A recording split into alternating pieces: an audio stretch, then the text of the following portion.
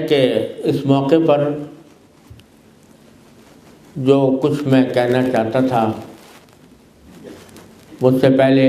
حضرات علماء کرام اس میں سے بہت سی باتیں اس طرح فرما چکے ہیں کہ مجھ سے زیادہ بہتر انداز میں آپ تک پہنچ چکی ہیں۔ وقت بھی کافی ہو چکا ہے اور آپ حضرات کا صبر و ضبط کا امتحان زیادہ لینا بھی مناسب نہیں، اس لیے بہت اختصار کے ساتھ دو تین باتیں عرض کروں۔ اللہ تبارک و تعالیٰ اپنے فضل و کرم سے اپنے رضا کے مطابق اخلاص کے ساتھ کہنے کی توفیق عطا فرمائے۔ سب سے پہلے تو اس بات پر اپنی مسرت کا اظہار کہ الحمدللہ اس ملک میں رابعہ اسکول اور اس جیسے بہت سے تعلیمی ادارے اللہ تعالیٰ کے فضل و کرم سے قائم ہو گئے ہیں۔ میں سب سے پہلے سن 1978 میں اس ملک میں آیا تھا اور اس وقت کی جو فضا نظر آئی تھی اس میں اپنی پہلی اور آخری تقریر میں نے اپنے مخاطب حضرات سے یہ درخواست کی تھی کہ اس ملک میں اور ہر اس ملک میں جہاں مسلمان اقلیت میں ہیں، مسلمانوں کے مستقبل کا تحفظ اس کے بغیر ممکن نہیں ہے کہ مسلمان اپنے تعلیمی ادارے خود قائم کریں۔ بہت سے ملکوں کے اندر سنڈے اسکول ہوتے تھے کہ اتوار کے دن بچے آ کر وہاں کچھ دینی معلومات حاصل کر لیتے تھے۔ بہت سی جگہوں پر اب بھی ہے، شام کے وقت میں ایوننگ کلاسز ہوتی ہیں اور اس میں کچھ دیر بچے آ کر پڑھ لیتے ہیں، لیکن حقیقت یہ ہے کہ وہ سنڈے اسکول ہوں یا ایوننگ کلاسز ہوں، وہ بچہ جس اسکول میں پڑھ رہا ہے، ریگولر پڑھ رہا ہے، اس میں اس نے 6 گھنٹے یا 8 گھنٹے جو کچھ سیکھا ہے یا جس قسم کی فضا کا اثر اس نے قبول کیا ہے، وہ شام کو آ کر کسی ایوننگ کلاس میں اس اثر کو دھو نہیں سکتا، بلکہ بسا اوقات بچوں کے ذہن پہ یہ تاثر قائم ہوتا ہے کہ یہ تو وہ مضامین ہے جس نے مجھ سے میری چھٹی چھینی ہے، وہ سنڈے اسکول ہو یا ایوننگ کلاسز ہو۔ لہذا 1978 میں نے جو گزارش کی تھی وہ یہ تھی کہ خدا کے لیے یہاں اپنے تعلیمی ادارے قائم کیے جائیں۔ اس وقت یہ بات ایسی لگتی تھی جیسے کہ صحرا میں ایک بات کہہ دی گئی اور بظاہر اس کے پورا ہونے کا کوئی امکان اسے نظر نہیں آتا تھا کہ مسجدوں کا کال پڑا ہوا تھا تو چاہے کہ کوئی اسلامی اسکول قائم ہو، لیکن اللہ تبارک و تعالیٰ نے اپنے فضل و کرم سے آپ حضرات کو یہ ہمت، یہ توفیق، یہ جذبہ عطا فرمایا، جس کے نتیجے میں الحمدللہ اب تقریباً ہر بڑے شہر کے اندر اور اب چھوٹے شہروں کے اندر بھی اپنے تعلیمی ادارے قائم ہو رہے ہیں۔ اس پر آپ حضرات کو جتنی مبارکباد دی جائے کم ہے۔ ہم کیوں ان تعلیمی اداروں پر زور دیتے ہیں؟ بات یہ ہے کہ جتنے بھی علوم انسان کے فائدے کے لیے مرتب اور مدون کیے گئے ہیں، اکثر وہ ہیں کہ ان میں سے کسی علم میں بذات خود کوئی خرابی نہیں ہوتی، بلکہ اگر اس کو ٹھیک طریقے سے پڑھا اور پڑھایا جائے اور سلامت فکر کے ساتھ اس کی تعلیم دی جائے تو وہ اللہ تبارک و تعالیٰ تک پہنچنے کا ذریعہ ہوتے ہیں۔ لیکن خرابی علم میں نہیں آتی، خرابی اس علم کے مرتب کرنے والے کی ذہنیت میں آتی ہے، خرابی اس کے پڑھانے والے میں آتی ہے، خرابی اس ماحول میں آتی ہے جس ماحول میں اس کو پڑھایا جا رہا ہے۔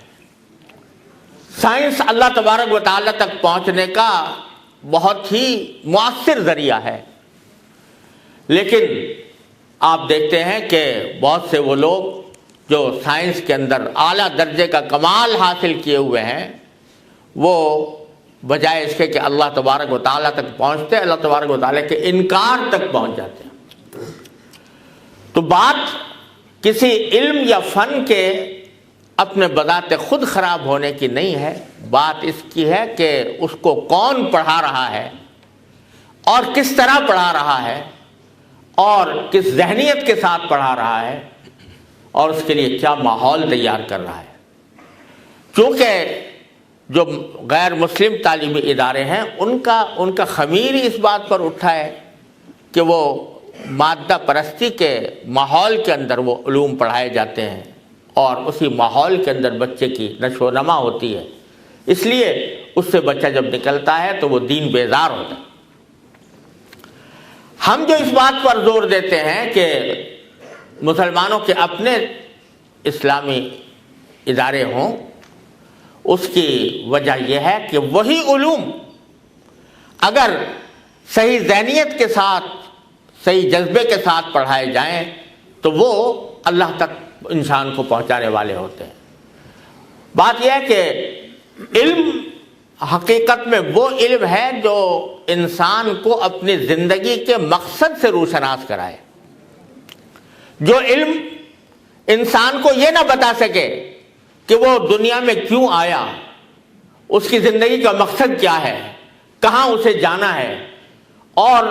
اس کو اس دنیا کے اندر کس طرح زندگی گزارنی ہے، وہ علم نہیں، وہ جہل ہے۔ اللہ تبارک و تعالیٰ نے ہمیں جو سب سے بڑی اہم چیز عطا فرمائی وہ یہ کہ ہمیں اپنی زندگی کا مقصد بتایا۔ آپ دیکھتے ہیں کہ صدیوں سے یہ نظام چلا آ رہا ہے کہ انسان پیدا ہوتا ہے، بچہ ہوتا ہے، جوان ہوتا ہے، بوڑھا ہوتا ہے اور پھر آخر میں دنیا سے چلا جاتا ہے۔ کوئی آدمی یہاں ہمیشہ کے لیے نہیں رہتا۔ یہ اس بات کی علامت ہے کہ یہ دنیا اس کی منزل نہیں، یہ ایک سفر ہے جو وہ طے کر رہا ہے، اور کوئی سفر بغیر مقصد کے نہیں ہوتا۔ تو اگر انسان کو اپنی زندگی کا مقصد معلوم نہ ہو اور وہ یہ سمجھے کہ میں اسی طرح پیدا ہوا ہوں جس طرح جانور پیدا ہوتے ہیں کہ وہ بھی کھاتے ہیں اور پیتے ہیں اور سوتے ہیں اور مر جاتے ہیں، تو میرا بھی زندگی کا اس طرح کوئی مقصد نہیں ہے، تو پھر انسان میں اور جانور میں کوئی فرق نہیں رہتا۔ اللہ تبارک و تعالیٰ نے ہمارے دین کے ذریعے ہمیں یہ بتایا کہ تمہاری دنیا میں آنے کا مقصد کیا ہے، اور یہی وہ احساس ہے جو انسان کو جرائم سے، ظلم و ستم سے، حق تلفیوں سے انسان کو بچاتا ہے۔ آپ آج کی دنیا کے فلسفوں کا مطالعہ کریں تو لوگ اس پر بحث کرتے ہیں کہ دنیا میں جرائم کیوں ہوتے ہیں، حق تلفیاں کیوں ہوتی ہیں۔ کوئی کہتا ہے کہ اس کا سبب فقر و افلاس، کوئی کہتا ہے کہ تعلیم کی کمی، مختلف اسباب اس کے بیان کیے جاتے ہیں۔ لیکن اگر فقر و افلاس سبب ہو تو جہاں انسان کی دولت کا کوئی شمار نہیں ہے وہاں پر وہ جرائم ختم ہو جانے چاہیے۔ لیکن یہ آپ دیکھتے ہیں کہ جن ممالک کے اندر دولت کی ریل پیل ہے وہاں جرائم سب سے زیادہ ہے۔ اگر محض تعلیم کی کمی مقصد ہو تو جہاں تعلیم میں 100% تعلیمی شرح موجود ہے جن ممالک میں، وہاں جرائم ختم ہونے چاہیے، لیکن نہیں ختم ہوتے۔ تو جرائم کو ختم کرنے کا واحد راستہ یہ ہے کہ انسان کے دل میں یہ احساس پیدا ہو کہ میں کیوں اس دنیا میں آیا ہوں اور کس نے مجھے بھیجا ہے، اور مجھے اس کے بعد جا کر اپنی زندگی کا کہ ایک ایک عمل کا جواب دینا ہے۔ جب تک یہ علم حاصل نہ ہو اس وقت تک انسان کے دل میں ذمہ داری کا احساس پیدا نہیں ہوتا، وہ ایک اچھا انسان بننے کی پوزیشن میں نہیں ہوتا۔ تو مولانا رومی رحمۃ اللہ علیہ نے فرمایا مثنوی میں کہ جان جملہ علم ہا این است این جان جملہ علم ہا اینس تو کہ بدانی من کے اندر یوم دین، کہ سارے علم کی جان یہ ہے کہ تمہیں یہ پتہ چلے کہ جب اللہ تبارک و تعالیٰ کے سامنے پیش ہوگے تو تمہارا کیا حال ہوگا، میں کس شمار قطار میں ہوں گا جب اللہ تعالیٰ کے سامنے پیش ہوں گا۔ یہ چیز ہے جو علم سب سے بڑا علم ہے، اور اگر یہ نہیں تو آدمی چاہے سائنسدان بن جائے، چاہے انجینئر بن جائے، چاہے ڈاکٹر بن جائے، چاہے عالم بن جائے، لیکن اگر اس کے دل میں آخرت کی فکر نہیں، اللہ تبارک و تعالیٰ کے سامنے جواب دہی کا احساس نہیں، تو وہ سارے علم جہل ہے جو دکھائے نہ راہ دوست، وہ مدرسہ وبال جہاں یاد حق نہ ہو۔ اللہ تبارک و تعالیٰ نے ہمیں جو دین عطا فرمایا اس میں یہ فرمایا کہ تمہاری دنیا بھی وہ دین بن سکتی ہے، تمہاری ساری دنیا دین ہے، دین تک پہنچنے کا زینہ یہی دنیا ہے۔ اور اس دنیا کے اندر ہم کو یہ سکھایا کہ دعا یہ مانگو کہ ربنا آتنا فی الدنیا حسنہ وفی الآخرۃ حسنہ وقنا عذاب النار، تمہاری دنیا بھی ٹھیک ہو اور تمہاری آخرت بھی صحیح ہو۔ اسلامی اسکولوں کے ذریعے، اسلامی تعلیمی اداروں کے ذریعے اس فکر کی آبیاری چاہتے ہیں کہ بچہ چاہے وہ ڈاکٹر ہو، چاہے وہ سائنسدان ہو، چاہے وہ انجینئر ہو، زندگی کے کسی بھی شعبے میں چلا جائے، لیکن اس کو یہ احساس ہو کہ میں اللہ کا بندہ ہوں، میں خدا بن کر اس زمین پر نہیں آیا، میں اللہ تبارک و تعالیٰ کا بندہ بن کر آیا ہوں، اور مجھے ایک دن اپنے اللہ کے سامنے جواب دینا ہے۔ یہ احساس جس دن پیدا ہو گیا تو اس دن آپ دیکھیے کہ انشاءاللہ دنیا جو ہے وہ امن کا گہوارہ بن جائے گی۔ اس لیے اسلامی تعلیمی ادارے وہ در حقیقت بندے کو اللہ تبارک و تعالیٰ سے ملانے کا ایک ذریعہ ہے، اور اس کے ذریعے اپنی زندگی کو استوار کرنے کا ایک ذریعہ ہے۔ تو یہ ادارے اس لحاظ سے مبارکباد کے مستحق ہیں، اور اس بات کی ضرورت ہے کہ ان کی تعداد میں مزید اضافہ ہو، اور ہماری پوری کمیونٹی وہ ایسی ہو کہ اس کے تعلیمی ادارے اپنے مستقل ہوں، اور بچے اپنے ابتدا سے اس میں دینی مزاج اور دینی ماحول کے اندر رہ کر علم حاصل کریں، علم کے اندر بھی اعلیٰ معیار ان کو حاصل ہو، اور دینی اعتبار سے ان کی تربیت بھی ایسے ماحول میں ہو کہ جس کے نتیجے میں وہ ایک اچھے مسلمان بن کر دنیا کے سامنے ایک بہترین نمونہ پیش کریں، خاص طور سے ان ممالک کے اندر۔ اللہ تبارک و تعالیٰ کے فضل و کرم سے اس بچے نے قرآن کریم کا حفظ مکمل کیا، چیز اسکول کے ذریعے مکمل کیا، ساتھ ساتھ اس نے ظاہر ہے کہ اور بھی مضامین پڑھے ہوں گے، اللہ تبارک و تعالیٰ اس کی برکت سے انشاءاللہ دوسرے مضامین کے اندر بھی اس کو مہارت عطا فرمائیں گے۔ لیکن دوسری بات جو میں جس کی طرف متوجہ کرنا چاہتا ہوں وہ یہ کہ علم محض تعلیمی ادارے کے ذریعے حاصل ہونے سے جو مکمل مقصد ہے وہ حاصل نہیں ہوتا، جب تک کہ گھر کا ماحول اس تعلیمی ادارے کے مزاج کے مطابق نہ ہو۔ بالکل صحیح۔ اگر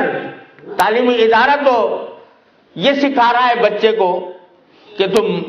نماز پڑھو گے، بچوں کو سکھا رہا ہے کہ تم کھانا اس طرح کھاؤ گے، اور یہ سکھا رہا ہے کہ فلاں کام ناجائز اور گناہ ہے، اور گھر میں جب وہ جاتا ہے تو اپنے ماں باپ کو انہی گناہوں میں مبتلا دیکھتا ہے جن کو تعلیم ادارہ اس کو استاد یہ بتا رہا تھا کہ ناجائز کام تھا، تو اس کے دل میں تضاد پیدا ہو جاتا ہے، اور اس تضاد کے نتیجے میں اس کی زندگی کبھی متوازن نہیں رہ سکتی۔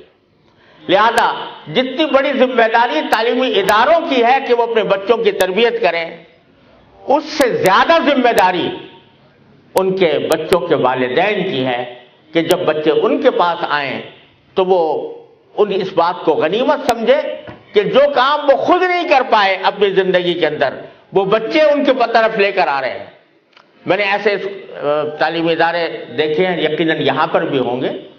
کہ بچے جو کچھ سیکھ کے جاتے ہیں بعد میں ماں باپ کو سکھاتے ہیں، اور ماں باپ ان کے ذریعے سیکھتے ہیں، اور ماں باپ کا ماحول درست ہوتا ہے۔ یہ صورتحال اس وقت پیدا ہوگی جب ہر فرد جو اسلامی اسکول میں اپنے بچوں کو بھیج رہا ہے اس کے دل میں اس بات کا احساس ہو کہ یہ ایک بہت بڑا کارنامہ ہے جو میں اپنے بچے کو وہاں پر بھیج کر انجام دے رہا ہوں، اور جو بچہ وہاں سیکھے گا مجھے بھی اپنی زندگی کے اندر اس کو اپنانا ہے، اور میں ایسا ماحول اس کو فراہم کرنا ہے جس کے ذریعے وہ جو کچھ سیکھ کر آیا ہے اس کو وہ پختہ کر سکے اور اس کے مطابق اس کی زندگی استوار ہو سکے۔ یہ احساس اگر ہوگا تو پھر ہم آہنگی کے ساتھ انشاءاللہ جو قوم ابھرے گی، جو نسل پروان چڑھے گی، وہ دنیا اور آخرت دونوں کے اعتبار سے وہ صلاح و فلاح کے حامل ہوگی۔ لہذا مختصر پیغام یہ ہے کہ جو والدین اور گھر والے اپنے بچوں کو ان تعلیمی اداروں کے اندر بھیج رہے ہیں وہ اس بات کی ذمہ داری محسوس کریں کہ بچوں کو جو کچھ پڑھایا جا رہا ہے اس کی عملی تربیت ان کو خود اپنے گھروں کے اندر بھی دینی ہے اور خود بھی اس کے اوپر عمل کرنے کی کوشش کرنی ہے۔ یہ ہوگا تو انشاءاللہ اللہ تعالیٰ کی رحمت سے جس رفتار کے ساتھ یہاں پر مسلمانوں کے دینی ماحول کے اندر اللہ کے فضل و کرم سے ترقی ہو رہی ہے، اس میں اور زیادہ اضافہ ہوگا اور آپ ایک دنیا کے لیے ایک مثال بن سکیں گے۔ اللہ تبارک و تعالیٰ اپنے فضل و کرم سے اپنی رحمت سے ہم سب کو اس کی توفیق عطا فرمائے اور ان اداروں کے فائدے کو